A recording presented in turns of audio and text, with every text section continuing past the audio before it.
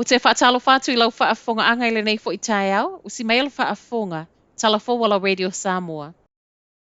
O se whaanoanoanga I le Auckland Council, le tuu I lalo la au te tele, ua au tausanga le umi, ina ia whaatanga I le fausia o whale peitai, o le alava sāwhai I lalo o whaatangana a le tū la fono. La au te tele nei po ke koe na au mai le council au ki lani le whaatangana I mawhai na tuu I lalo, ma o lea fo I sā tū I lungo lau ele umia sa o loto.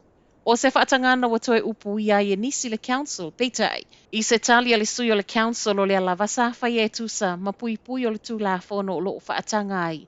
Le o loo whaatatau le Auckland Unitary Plan, ma le tau mo o mia ai se resource consent.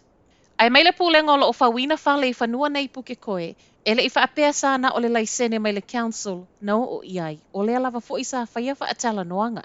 Ua repotia mai ai fo'i o a lava lau papa o le a maua mai I la au o tu I lalo o le atoe o foi nātu lea I le community ma iwi. E a fe ono se lau square meter le te leo le whanua sa iei la au te tele nei ua I lalo uma. O le a iai a upenga fo e sui ai tasers o lo o wha au ngai leo peitai.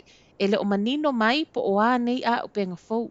E le ngata I lea le I whai mai fo I pe wha a fefeo na mata I tū. A wale saunga le mua o tangata lau tele. O le X2 tasers o lo wha o ngai le teimi nei, e iei mea po e ata o lo I tonu. O le tele o tasers fo lea o sau nei, e le aini mea po e ata.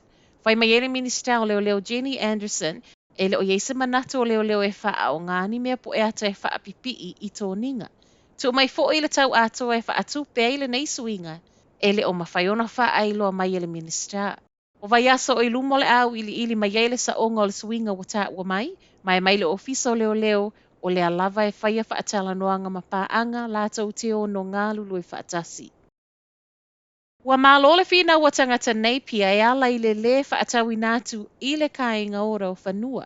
Tau sanga luafe luas whamaltasi, na māli le council a nei pia o le a whaatau e se atu le se fulu lua eka, a ngā I le kāinga ora ma le whaamoemoe, e fausia I le lua se lau wha se fulu fale. O le vai tolu o lea lua se lau wha se fulu, o fale ia mo le social housing. Pei tae o le telo o whonotanga na whaia I le vao le council, ma le kāinga ora, na whaia e au noa ma le tā pāpo o le whaia o ni whaatala noanga ma le community, ma ua whai mai ai e soli tū la fono. Na sulu ai matangata nei le tū la fono, ma o le I unga ua iai, wa le ma whaia o na whaatau nu ina pēr le whaatau ato whanua, a ngā I le kāinga ora.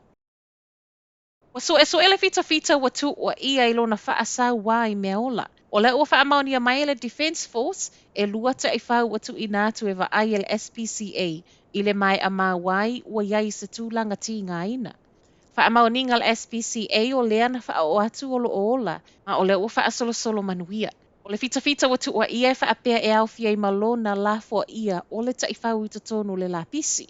E le o manino mai reporti wa sau itua, pe ua whaamalo lo le fita a o ilo ai e leo le nei mata upu. Ma e o mai lava fo I le so, e le I whaia e leo ni mōlianga, e tusa matala a le militeli.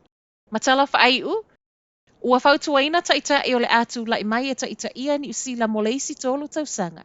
Ia whaau popo leo ngā leo I lungo awala. O le ua ngā lulu le Auckland Council ma le mālo ia whaatu pe safety hub si tonu le ai, ma ono fuanga nei o le a leo ina lava e leo.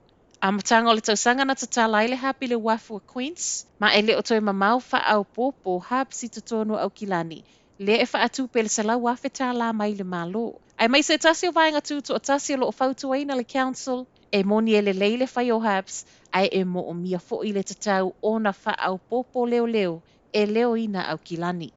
Tala nao le nei tai au, Manuele Aso.